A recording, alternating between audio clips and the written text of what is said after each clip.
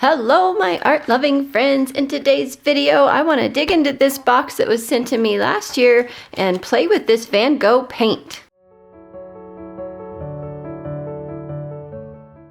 The same person who sent me this generous box sent me way earlier in the year, maybe even the year previous, this little tin full of random paints that's super fun. I did add a couple of my own in here, but all of these up here are also Van Gogh paints.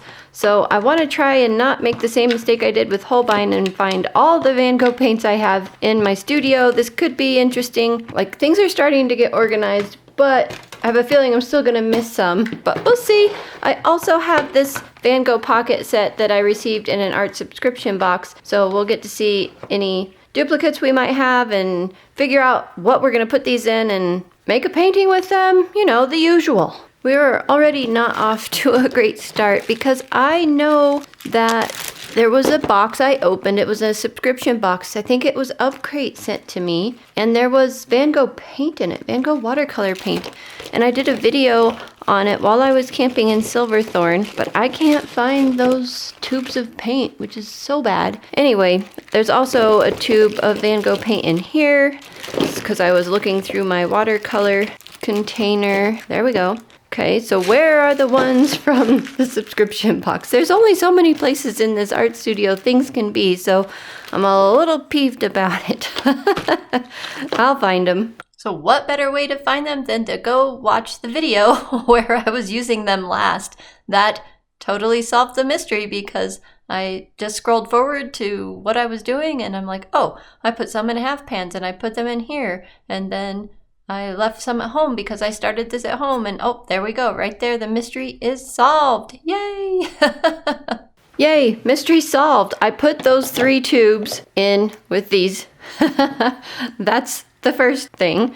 And here's that tin I was showing you guys, and there they are. The 3 missing half pans. Phew, that was interesting.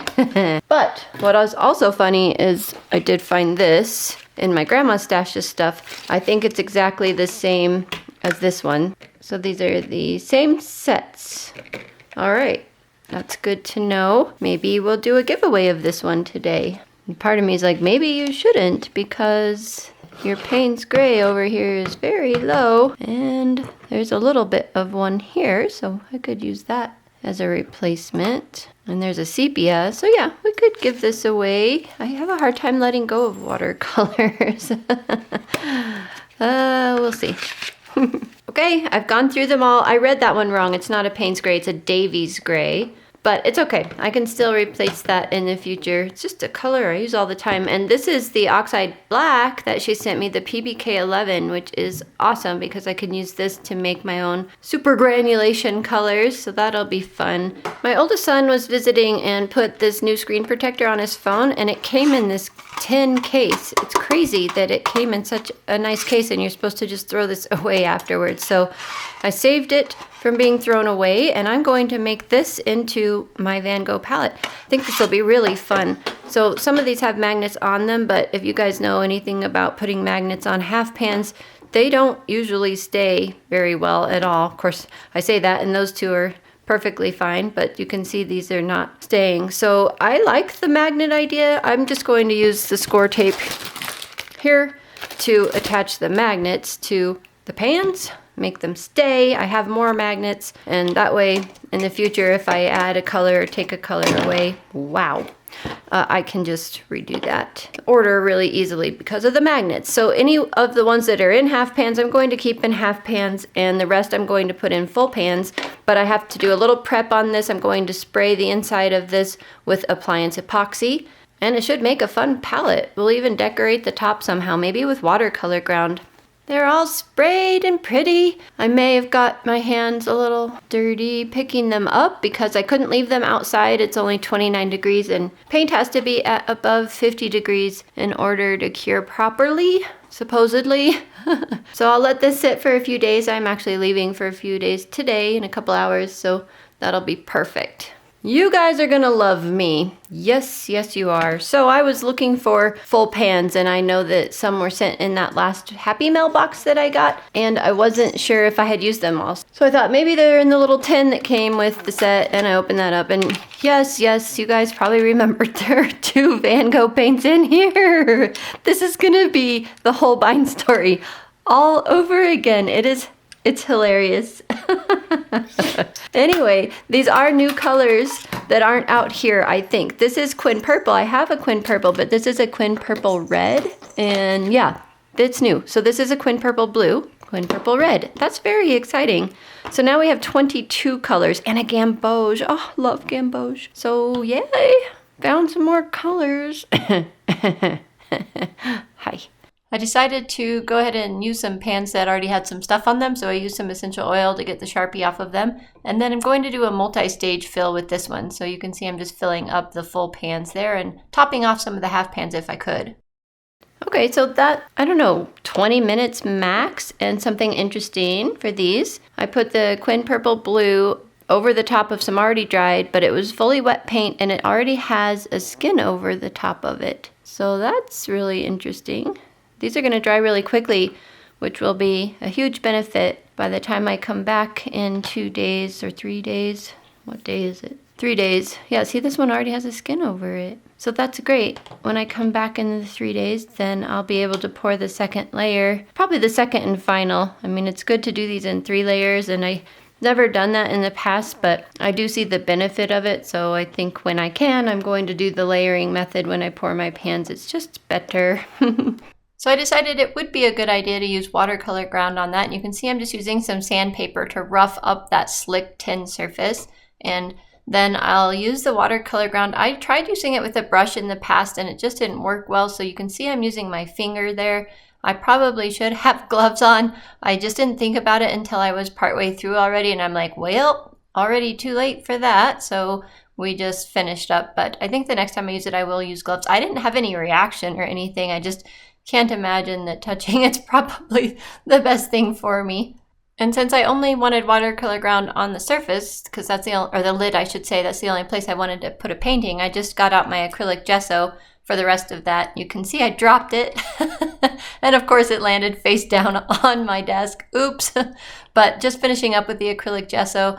And then I'm like, you know, that Watercolor Ground kind of had some holes in it. I wasn't sure about putting another layer on it, so I actually took the gesso and put over the top of the Watercolor Ground, which I thought was debatable, but I did it anyway.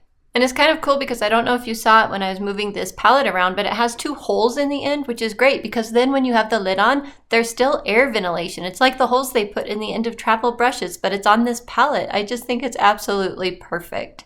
Now, I don't know about you guys, but I cannot set up a new palette without having the colors swatched out because I need to see them on paper in order to know what order that I want to put them in my palette. So that's what we're doing here. And don't worry, the focus does fix itself. I realize that it's trying to focus on my hand close up instead of the paper back there, and I fix it. But this first one is the Permanent Lemon Yellow. This is a PY 184. I really love having a bright lemon yellow in my palette. I tend to use it all the time. Next after this one is the Gamboge. It's a PY 154 mixed with a PR 101, 3-star light, fast rating, and it's transparent. One of my favorite colors to have in my palette is a Gamboge, and this one is just a bright, beautiful version of it that I really like.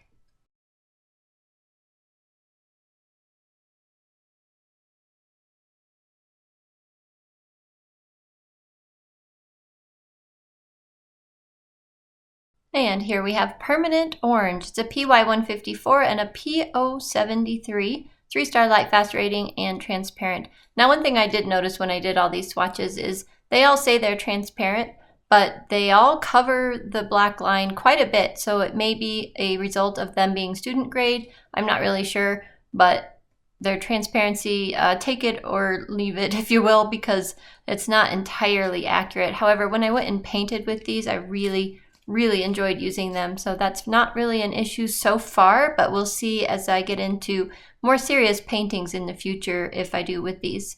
This one here is Naples Yellow Red. It's a PY 42 and a PO 43, 3-star light, fast rating, and it also says this one is transparent. I really like this Naples yellow having a red tint to it. It's pretty unique. I love it. This one here is Permanent Red Light. It's a PR 255 and it is just beautiful. It comes out a little bit more red than you're even seeing on the screen. It looks pretty orange on the screen, and I guess when you put it next to other red, it is kind of an orangey red, but yet on its own it looks very deep red. It's kind of interesting. And 3-star light fast rating, semi-transparent. Followed by Madder Lake Light, and that's a PR 264 and a PR 254. 3-star light fast rating, and that one is supposed to be transparent.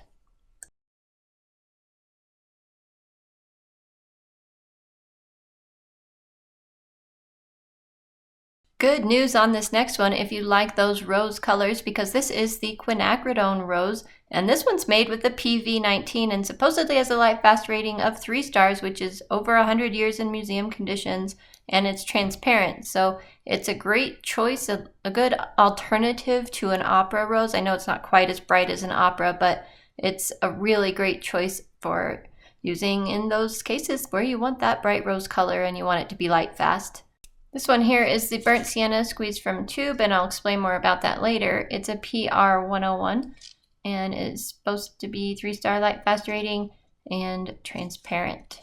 And this one was less happy about activating from the pan, and part of that is because I'm using that huge brush which holds a lot of water, so sometimes it's hard to get the right amount there, but finally figured it out in the end and got a good representation of that color down. Now that one is Yellow Ochre, PY42, 3-star light fast rating, and transparent. And while it looks nice and bright like a Gamboge here with the studio light shining on it, it does dry down to your usual yellow ochre, kind of brown yellow.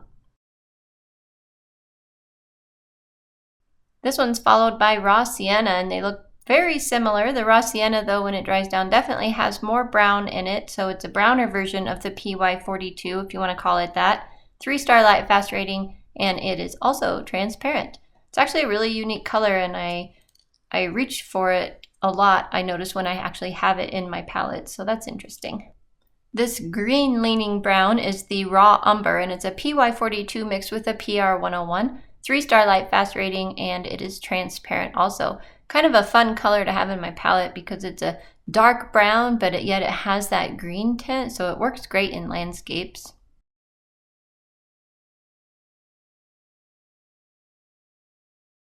This one here is the Burnt Umber, so it's more what I think of as like a deep burnt sienna, but it's beautiful. I love the richness with this Burnt Umber. It's a PBR7 3-star light fast rating, and it's considered transparent, and I love it. Do you guys like it?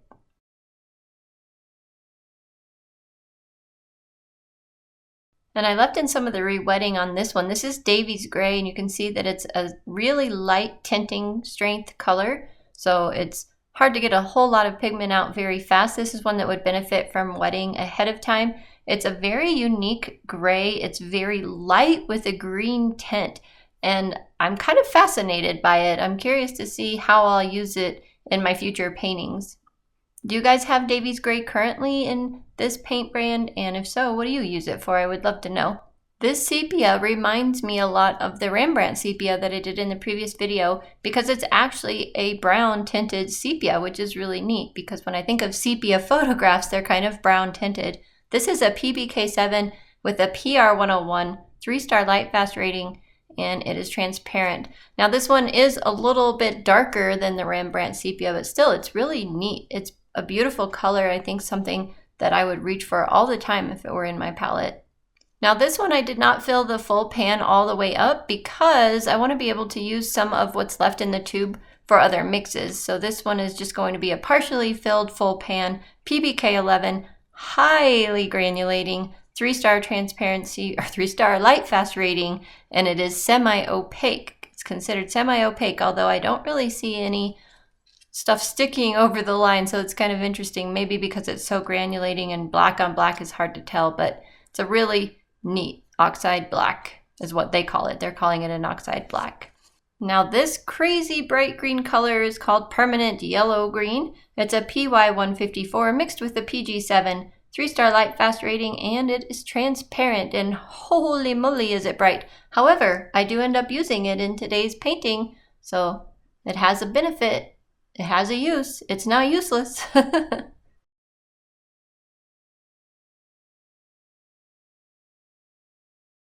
This next one here was sent to me and it said YGRN on the side. So I assumed that was yellow green or yellowish green. However, when I went onto their website, as far as their tubes and stuff, I couldn't find any paint at all that was yellow green that matched what this swatch looked like. So maybe it is a mix that she made herself and sent over. I'm not sure, but the tubes maybe are also older and it could be a color that has been retired. However, beautiful color. Really glad to have it because it reminds me a lot of a sap green. The one I'm rewetting here is Turquoise Green. It's a PB15 and a PB29, 3-star light fast rating, and transparent. It's really pretty. It's definitely one of those Caribbean colors, the ocean colors where you can just see through the water and it's this beautiful turquoise color, or Lake Tahoe, as one of you have told me. I'm gonna have to get back there and find out for myself. And following this one will be another one of those beautiful Caribbean colors. It's going to be the cat just scratched my leg. It's going to be a Turquoise Blue, PB15 and a PG7, 3-star light fast rating, transparent. Really like that one.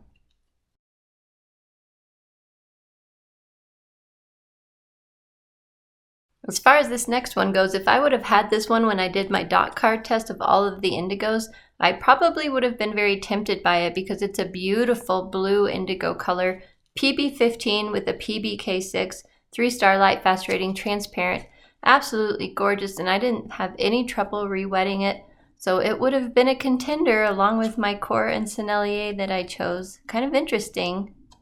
The one you're seeing here is the Quin Purple Blue. It's a PV55, 3-star light fast rating, and it's transparent.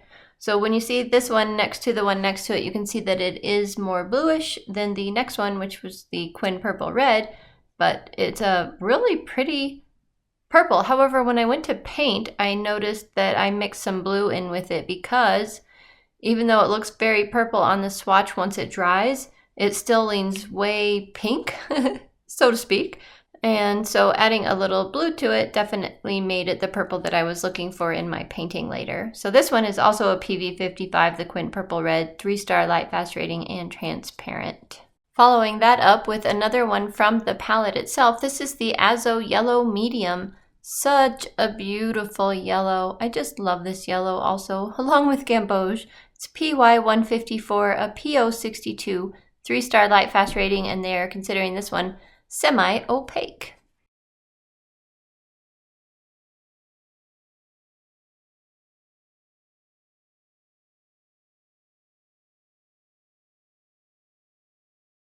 Following this up with one from the palette, this is the Madder Lake Deep. It's a PR264, so the previous Madder Lake we did was Madder Lake Light, which was a PR264 and a PR254. So this one is just the PR264, 3-star light fast rating, and it's transparent. Really pretty. It does lean slightly bluer than the Madder Lake Light. It's pretty hard to tell except when you see them side by side. That will be followed up by this one, the Ultramarine Deep, PB29, 3-star light fast rating, and it is transparent. Good old blue. I used it a lot in the painting you'll see later in this video.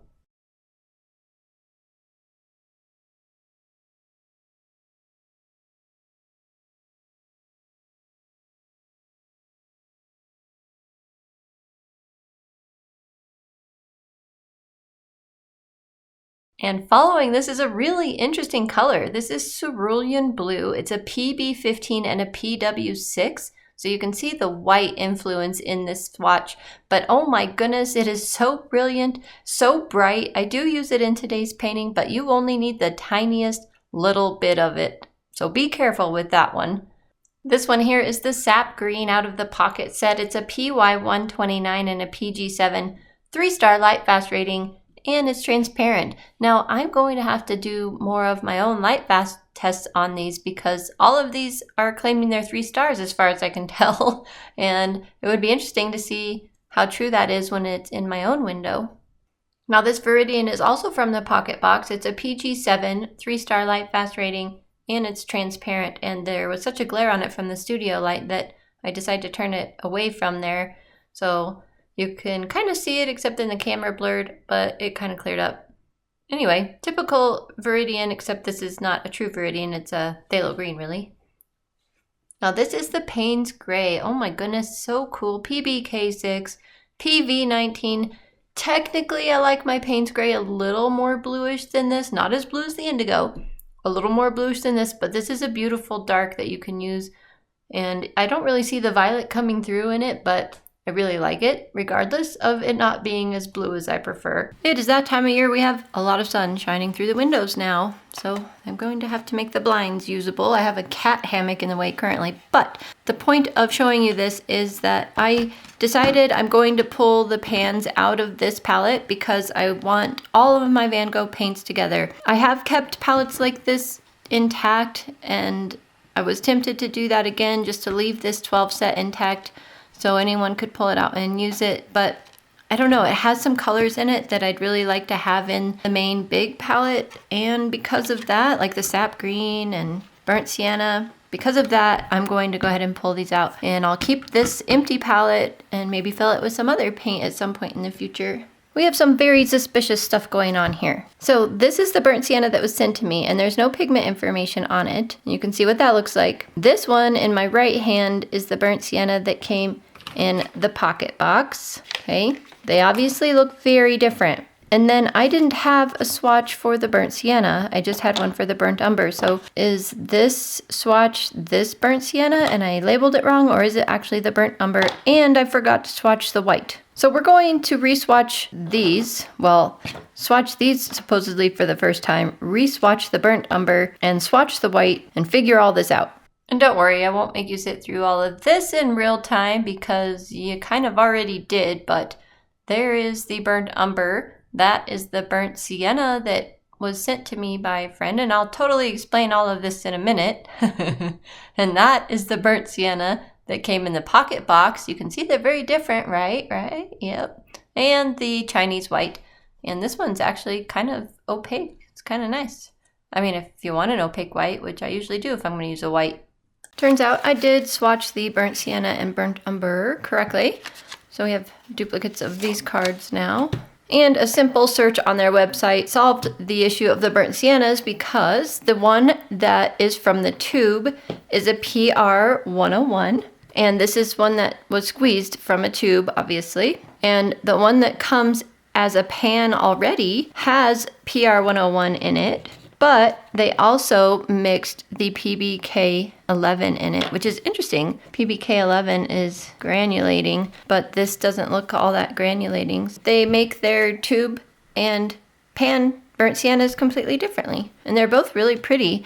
I sometimes go for the more red burnt sienna, and I really like the more brown burnt sienna, so having both of these in the palette I think is going to be really useful. And here they are in the palette in the order that I want them in. And this is the colors swatched out as they're laid out in the palette. So I debated about having this yellow ochre and raw sienna up there, but to me they're more of yellowish browns than browns, so they get to stay here for now. But they're on magnets, so I can move them around. The second row here, I'm pretty happy with this second row. And then I stuck the white over there under the Naples yellow red. The third row, sometimes it's hard for me to figure out the order I want my greens in, but I'm pretty happy with this so far. And the last row with all the browns, grays, blacks. There's a big overview of all the colors. I have some daylight coming in, so it's kind of messing with that even though I have the studio lights on, so some are appearing like they're in the dark, but it's what it is. At least me chattering about it gives you time to look at them. Then I took about 15 minutes, not including cutting the paper out and lining it for all of these swatches, so that was probably another 15 minutes to go ahead and do the actual swatch sheet for the palette. I find it nearly impossible to paint from a palette when I don't have a swatch sheet in it, especially because all the dark pans look so similar. Obviously, you can tell a couple of them, like that Cerulean Blue. That's obvious, but you know what I mean. It's just nicer to have the swatch sheet in there. And I wasn't going to take the time to do it, but then I went to do the painting and I'm like, I can't, I'm stuck, I can't do it. I need to know what my colors are. So the big swatches were too big to keep laid out on the table, and I had to have this one. And it's very pretty. And there it is, all done. The only thing I do at the end is cut the corners, and I will laminate it after I labeled the backside of all of the pigments. I was going to do a painting on a separate piece of paper, but I decided that time-wise, I will just do painting here on the cover. Now this should be interesting because I only have the one layer of watercolor ground, and then over the top of it, I put acrylic gesso. I have no idea if the watercolor is even going to stick to it because I don't feel like I have enough time to put another layer of watercolor ground on it, which I should do, but I made the mistake of not giving myself enough time to finish this project. Anyway, you guys probably don't care. I will just paint this lid, maybe successfully, maybe not. And I taped over a little piece here so I could put the word Van Gogh on the cover here so I don't have to guess what this paint palette is in there. So I wanted to use some reds. I think this will be fun. Now, my mixing space is this lid, so that'll be interesting. I didn't get anything else out. I guess I could use these water jar lids if I got desperate, but maybe I don't need mixing space. We'll see. Okay, so the paint is sticking, and I will cover this with Camar varnish when I'm all done, and we'll see what happens there. But I wanted a bunch of flowers, get a bunch of different colors going. I'm really excited to have a fun little cover on this because some of my cases are pretty boring. They're just regular palette cases, right? Having one with a little painting on it, how fun would that be? Too much water. Ooh, that's nice. Adding in that orange, yes please. Well, I will just voice over now because you guys probably don't want to listen to me paint in a bunch of real time here. So considering I put the acrylic gesso over the watercolor ground and then tried to paint on it, I was very pleasantly surprised. There were only maybe 2 places that resisted paint, and it was a tiny little spot, so no big deal at all. In fact, this reminded me a lot of painting on gesso board or the ampersand brand of boards that are made for watercolor. I have done a couple of paintings on them, only like 2, but the fill was almost exactly the same. And when I tried to like lift paint, that's when it really reminded me of that. Or when I tried to like clean up a spot by dabbing, because that gesso board or that ampersand watercolor board really lifts easily, so you can erase a lot. The only difference I think was when I did try to lift a part here later, it stained a little bit more than the ampersand board does. So keep that in mind. But it worked beautifully. I can't believe putting gesso over the top of watercolor ground and it still let me paint on it was successful. That quite surprised me.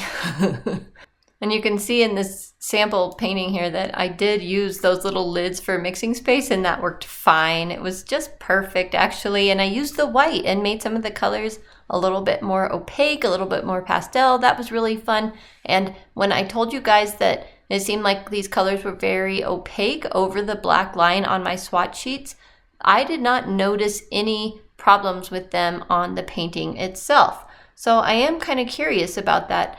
I really want to use these next to some of my more professional quality paints, my core, my Sennelier, my M. Graham, and C. And on this channel, I will be doing a huge watercolor showdown. I'll be testing like 36 brands against each other. It could be really interesting. So if you aren't subscribed, consider subscribing. It's free. You just have to hit the subscribe button and have a Google account.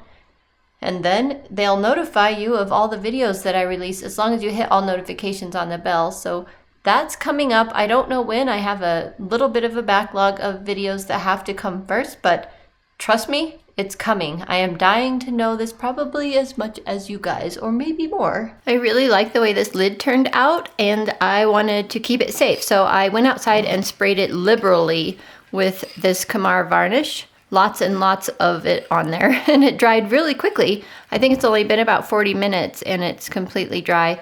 So this is what I also used to spray my Roman Schmal palette when I did the Watercolor Ground on that. I don't have it nearby, but I'll link that video in the corner for you. So hopefully it holds up because my Roman Schmal palette is doing pretty good. It's so pretty. I'm really happy with it. All right, just to finish things off, I will be giving away this pocket box here and the swatch sheet that I made for mine because I won't need it now. And that way, if you get this, you won't have to make your own swatch sheet. So if you actually think you will paint with the Van Gogh paints, then go ahead and put the word giveaway in the comment section below. It needs to be all one word because I search for the word giveaway, all one word, squished together, no space in between. So if you put a space in between, your comment won't be seen. So yes, just put the word giveaway down there, and you don't have to be in the US or anything. I'll ship it anywhere. It's little enough, it should be fine. And good luck if you are entering the giveaway. Well, thank you guys so much for joining me today. I had so much fun, and painting this was even more fun than I expected. It's also really fun to get through all this stuff that I've had piled up for so long. It's a great feeling, so I hope you can find something in your studio to do the same thing with. All right, guys, I will see you in the next video. Bye for now. And this is Jack and his sister Willow. They are the only 2 puppies out of the whole litter of 6 that became fuzzy. They have fuzzy ears, fuzzy fur. They're just little fuzzy healers, and they're so cute. And these 2 are the only ones with a really friendly and open personality. They are both sweethearts. They love everyone. They're very interested in getting love and attention. It's really interesting.